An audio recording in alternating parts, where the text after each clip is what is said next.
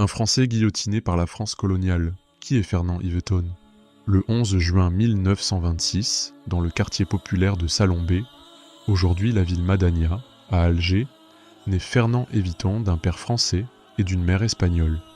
Son père, Pascal, est un communiste et syndicaliste qui travaille pour la Société algérienne du gaz. Yvetot a grandi dans un milieu simple, dans ce grand quartier habité en majorité par des indigènes d'Algérie, où il a passé son adolescence et sa jeunesse.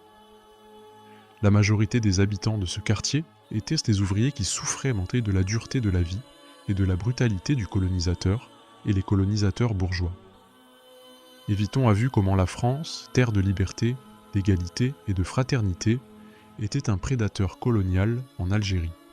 Fernand Yvetot a travaillé comme tourneur à l'usine à gaz du Hama, qui appartenait à la Société algérienne d'électricité et de gaz, où il a été délégué syndical à l'Union générale des travailleurs, puis à l'Union générale des syndicats algériens, où il a défendu les droits des travailleurs opprimés.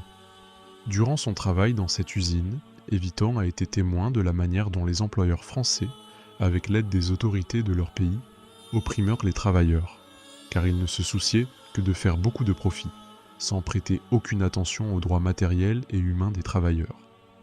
La prise de conscience d'Yvetot commence à prendre forme de plus en plus. Il prend conscience d'abord de la cupidité des employeurs, puis de la brutalité du colonisateur français et de ses nombreux crimes contre les Algériens, y compris des civils sans défense qui aspirent à l'indépendance de leur pays et à vivre en paix. Pour Yvetot, la France n'était pas une championne de la liberté, mais au contraire une adversaire de la liberté, de l'égalité et de la dignité. Elle jouait un double jeu, en essayant de jouer un rôle de premier plan dans le discours des droits de l'homme, tout en réprimant la population indigène d'Algérie. À 19 ans, Fernand Yvetot a vécu l'un des moments les plus sanglants de l'histoire contemporaine de l'humanité, et l'un des massacres les plus horribles commis par la France en Algérie. Le 8 mai 1945, Yvetot a été témoin de la mort de milliers d'Algériens, 45 000 selon les chiffres officiels. Mémoire nationale algérienne par les balles de la police. L'armée et les milices de colons, dans les villes de Sétif, Guelma, Kherrata et Constantine. Fernand Yvetot décide de rejoindre le Front de libération nationale afin d'unifier le peuple derrière la lutte contre le colonialisme français, car il était convaincu que son groupe ne pouvait rien faire de valable seul face aux colonialistes français. En octobre 1956, Yvetot se porte volontaire pour saboter l'usine à gaz de Hama avec une bombe. L'activiste Jacqueline Guérouge, épouse d'Abdelkader Guérouge, est contactée et désignée par le Front de libération nationale pour lui livrer 2 bombes fabriquées par Abdelrahman Taleb, qui les a mises en place. Ses talents de chimiste au service de la patrie. Malgré tous les risques, Yvetot transporta une bombe et laissa la seconde. Le but de cette opération était un sabotage purement physique, visant à provoquer une panne d'électricité à Alger, sans tuer personne. Yvetot demanda que la bombe soit programmée pour exploser après le départ des ouvriers. À 14 h ce jour-là, Yvetot s'est rendu à l'usine et a placé la bombe dans un coffre-fort, mais a été repéré par le contremaître de l'usine, qui s'est méfié, et l'a vu entrer dans la pièce avec son sac de plage et en ressortir les mains vides. Le contremaître appelle son patron qui le rejoint, et ensemble ils pénètrent dans la salle déserte, entendent le bruit du minuteur de la bombe, et dénonce Yvetot, qui est arrêté 2 heures de plus tard et conduit au commissariat central d'Alger. Dans ce centre de sécurité, Fernand Yvetot a été soumis aux tortures les plus horribles jusqu'à ce qu'il avoue ses crimes à ses collègues du Front de libération.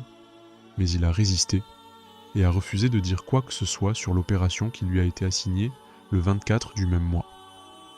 Yvetot a été traduit devant le tribunal militaire d'Algérie et jugé pour tentative de destruction d'un bâtiment avec des explosifs, et 2 avocats l'ont défendu, mais la peine de mort l'attendait.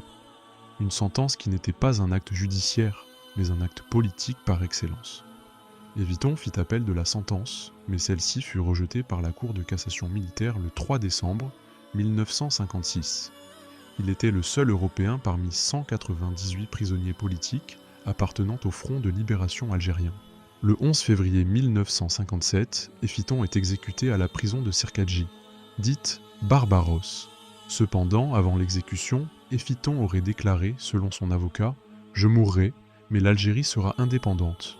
Je suis convaincu que l'Algérie sera indépendante, que l'amitié entre les Français et les Algériens va s'unir. L'exécution d'Evitan n'a pas mis un terme à l'histoire d'un homme ordinaire, gravement affecté par la colonisation française du pays où il est né et qui a sacrifié sa vie pour elle.